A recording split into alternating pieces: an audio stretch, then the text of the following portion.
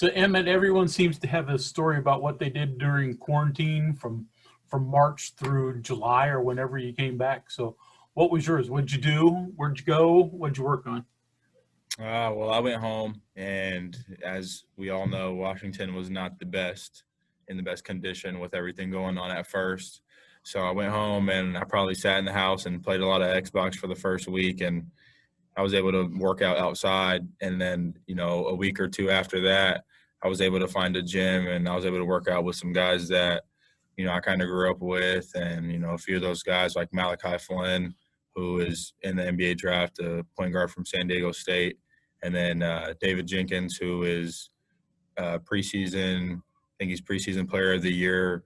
He's at UNLV. Alfonso Anderson, he's at Utah State right now. So I was able to work out with some pretty good guys out there. I was also able to work out with DeJounte Murray. So, I had ample time to get a lot of workouts in. And, I was home for, 3 months, I want to say. So, being there, being able to work out with those guys and just work on all of my skills, not just one thing, because, I'm going against some of the top players in the country. So, while doing that and, perfecting my craft, and pretty much just had a lot of fun while I was back home, enjoyed the time, because that's probably the major thing that I've missed since being out here. I've never really had time to go home for a long period of time. I think the longest I went home for was maybe 10 days. Oh, no, before Spain, I went home for we all went home for a month, but that was the first time I've been home. I felt like I was in high school still. So,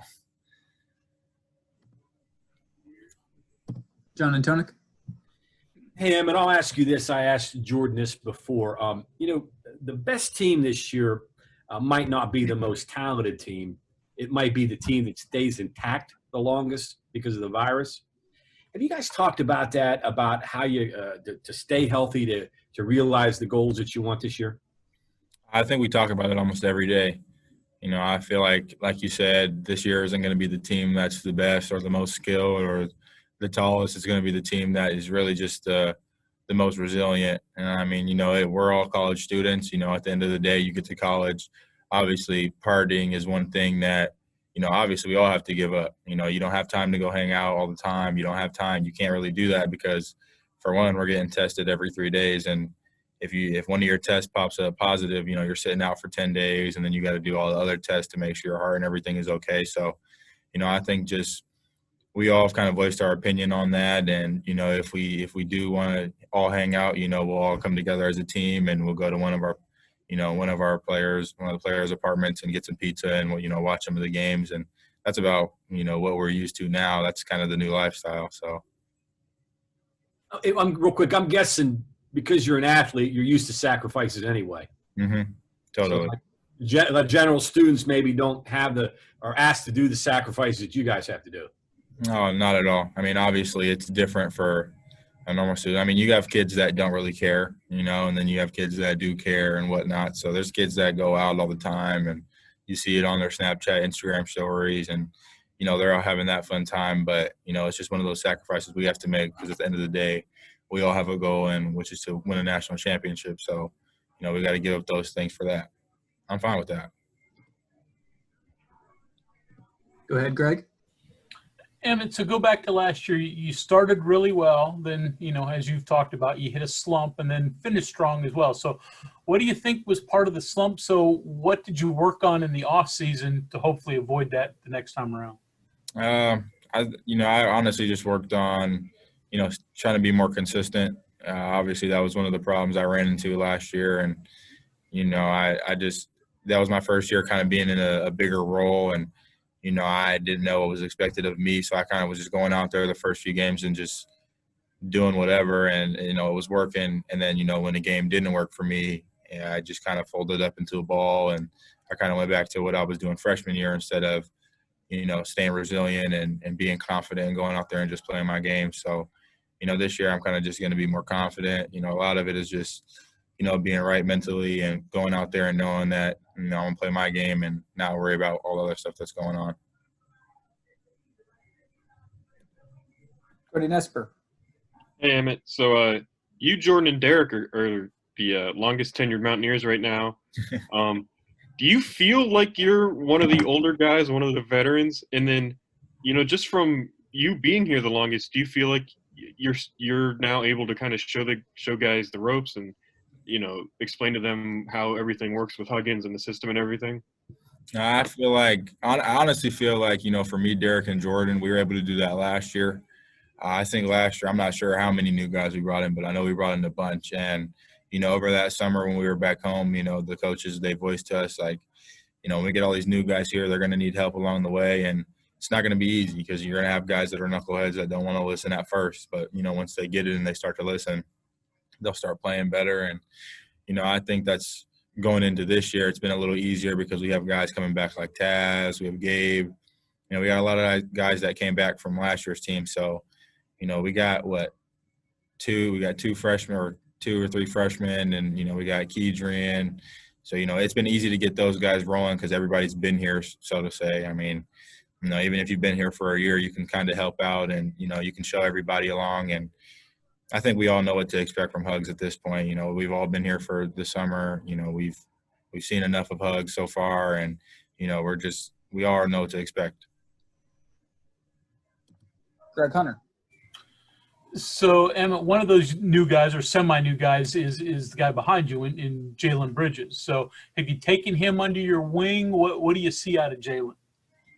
What I see out of Jalen, I mean, Jalen's got me by about an inch. So, when Jalen first got here, over the recruitment process, it wasn't easy to, try to get him to come here. He was just torn beside, leaving home or wanting to move away and stuff. And so when we locked him in as a commit, I committed to, making him the best that he can be. So, every day I try to push him because I know what his potential is. And he's long-armed, he's tall, he can shoot the ball really well, he can get to the basket, he can finish.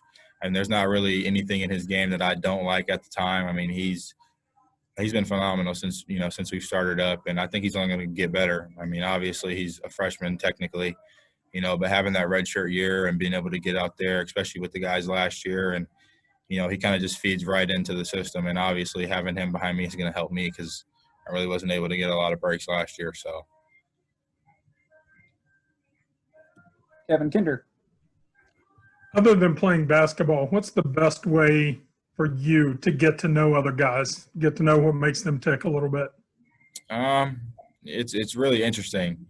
We have a lot of guys, and we have a lot of guys that they're into different things. So, when we get a guy like Kedrian, he's from down south, and I already know Taz. Taz is from down south, and I think their cities are not too far apart from each other. So, I know what to expect from Taz. So when Kedrian came here, I kind of expected the same thing. Kedrian's just a little different. I think he's more southern than Taz. Don't tell him I said that. So, other than that, I think, playing Xbox, playing PlayStation, whatever it is with your teammates, just hanging out with them, just talking to them, learning a little bit about them, hearing their story, hearing where they come from. Little things like that. I mean, it's really anything. You kind of just pick everything up that they give to you, and then you kind of just really become friends with them. So. Okay, we'll go to Cody Nesper. So I want to ask you about Jermaine. Just with all the different roles he played on the team last year, is it going to have to be like a team-wide effort to replace everything that he did?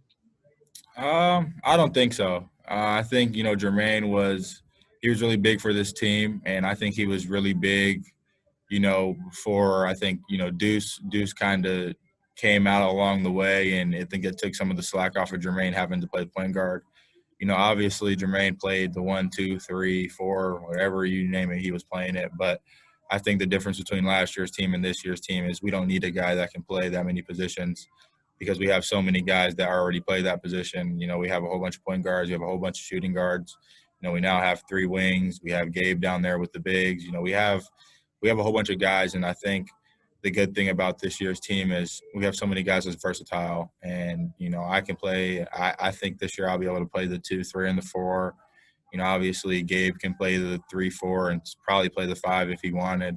Deuce can go anywhere he wants on the court. I mean, it just depends on where they want to throw him at. I just think this team is so much different from last year. I honestly think it's a complete turnaround. I think, just bringing Oscar back and Derek back and just bringing everybody back, knowing what to expect, and then obviously everybody getting better over the summer. It's just going to help us as a team.